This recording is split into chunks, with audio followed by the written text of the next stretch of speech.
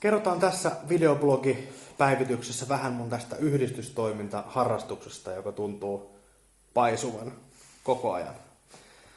Eli mun viikot täyttyy erilaisista kokouksista, työryhmistä, palavereista ja niin edelleen, sekä sitten niiden välisistä valmistelutöistä. Mennään vaikka ihan niin kuin käydään viime viikkoa läpi, että mitä silloin tapahtui. Viikko starttasi tuolla puoluetoimistolla Helsingissä, Fredrikin kadulla. Vihreiden puoluetoimisto on siellä, kuka ei vielä sitä tiennyt. Niin siellä kokoontui kuntavaaliohjelma työryhmä, jonka jäsenenä toimii.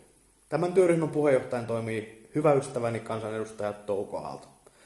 Siellä me rakennetaan tälle tulevalle kuntavaalille vihreiden kuntavaaliohjelmaa, jossa on 4 tärkeää kantavaa teemaa. Työllisyys, hyvinvointi, ympäristö ja energia ja koulutus. Näiden alle tietysti mahtuu hyvin paljon asiaa.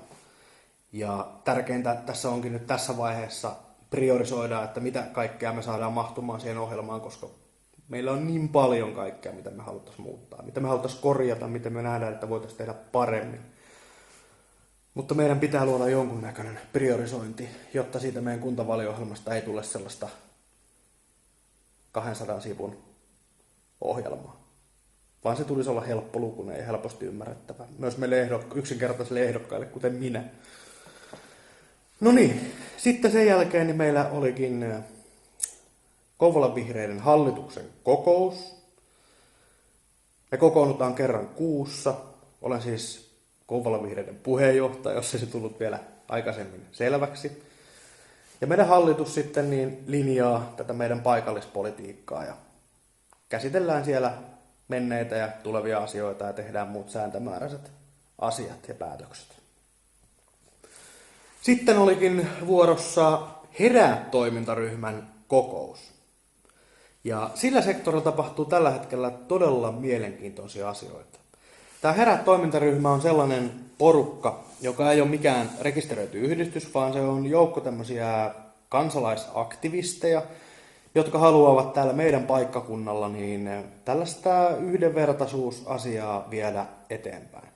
Me esimerkiksi viime kesänä järjestimme tämän Meillä on unelma mielenilmauksen, joka oli varsin onnistunut tapahtuma ja saatiin hyvää näkyvyyttä, saatiin tärkeää tasavertaisuuden sanomaa vietyä eteenpäin. Sellaisia kokouksia.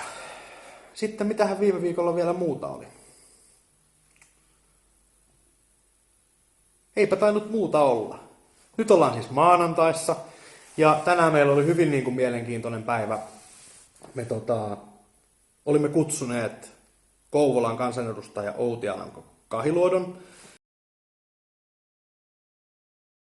Ja kävimme tuolla Kouvolan seudun ammattiopistossa kuulemassa rehtorilta, että miltä nämä koulutusleikkaukset nyt siellä ihan ammattioppilaitoksen näkökulmasta näyttävät ja tuntuvat. Ja jäi kyllä, sanotaanko, huolestunut maku suuhun. Kouvolan seudun ammattiopisto on jo aikaisemmin joutunut sopeuttamaan todella paljon toimintaa. Ja nyt nämä 190 miljoonan leikkaukset, jotka hallitus on kohdistanut ammatilliseen koulutukseen, tulevat todella raasti koskettamaan Kouvolassa sijaitsevan ammattikoulun toimintaa. Siellä joudutaan muun muassa irtisanomaan henkilökuntaa, siellä joudutaan luopumaan tiloista ja keskittämään tilat käytännössä tuohon Utinkadulle Kouvolaan, joka aiheuttaa todella suuria järjestelypaineita. Eli käytännössä ne tilat, mitkä siellä tällä hetkellä on, niin ei ole suunniteltu niin suurelle oppilasmäärälle, mikä siellä jatkossa tulee olemaan. Siellä on kaikki koneinvestoinnit täysin jäässä. Siellä olisi tarvetta hankkia uusia koneita, remontoida toimitiloja nykyajan vaatimuksia vastaavaksi. Nämä kaikki ovat olleet jo pitkään jäässä.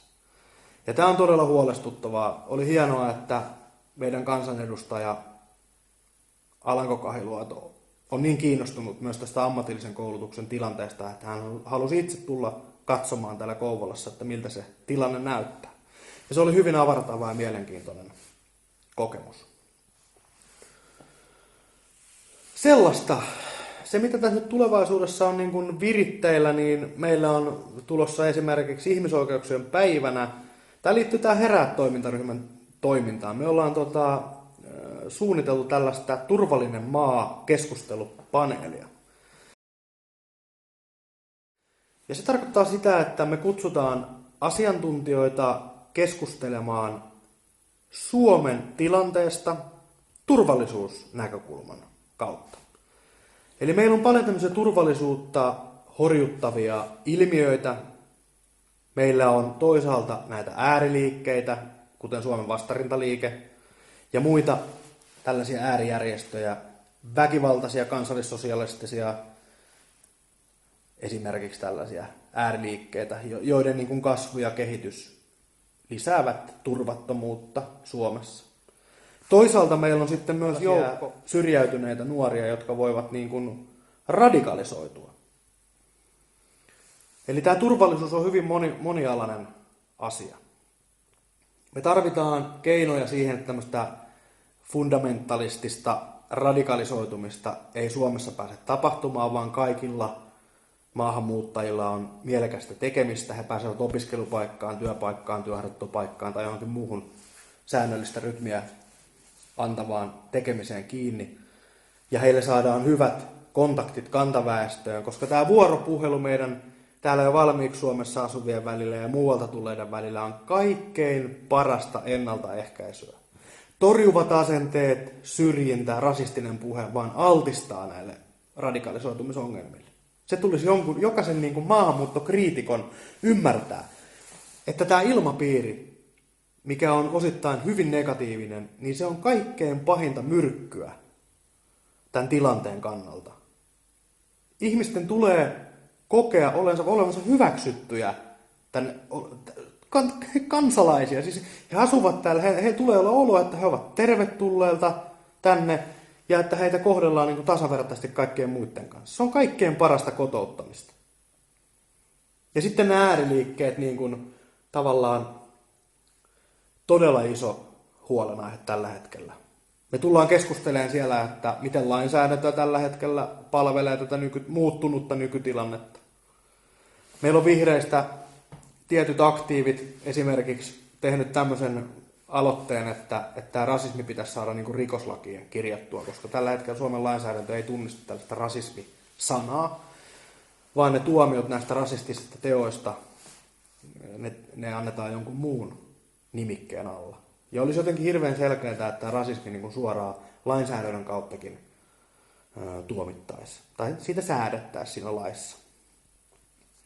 Tällaisista asioista me keskustellaan ja tarkoitus ei ole niin kuin negaation kautta näitä asioita käydä läpi, vaan ennen kaikkea toivon kautta, koska itse uskon, olen parantumaton optimisti, kyllä, ja uskon aidosti, että näitä asioita voidaan viedä parempaan suuntaan ja Suomesta pystytään edelleen tulevaisuudessakin ajattelemaan, että tämä on turvallinen maa. Se on meidän kaikkien